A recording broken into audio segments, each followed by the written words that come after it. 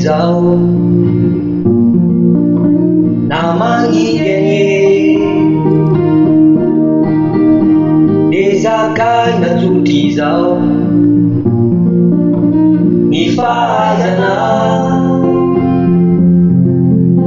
mandray lesona fanao no tena masina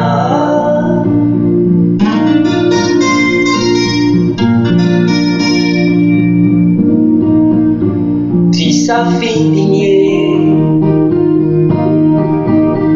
ny hijaly toy izao na tsy tiare de tsy misy azo atao ny fahaizana mandray lesona fanao no tena masina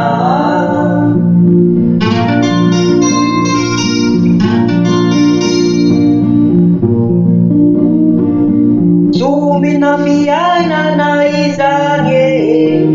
misy farany aza mety kivy lavare zay no lalany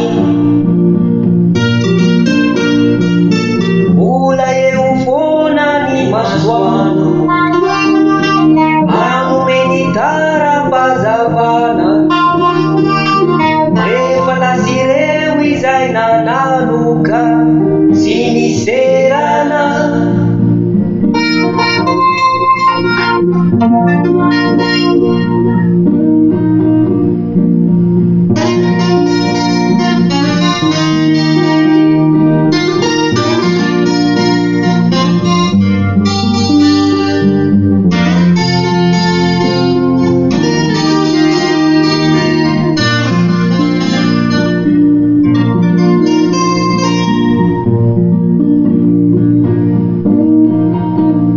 tsy maninone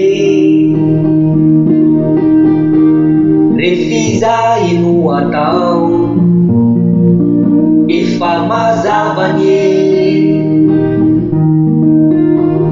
ny fandeha ny lalao ny miezaka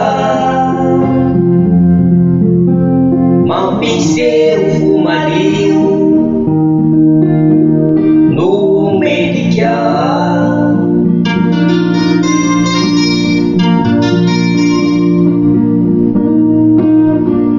mahere zare fa beno vitsy ny mpanao miasa solebe ka ny marina mbarao ny miezaka mampiseho fo malio no medika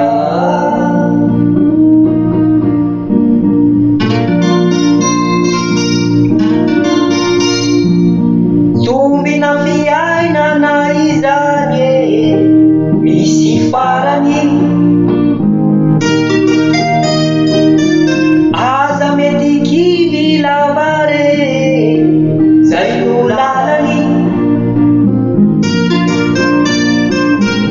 ola eo fona ny masoandro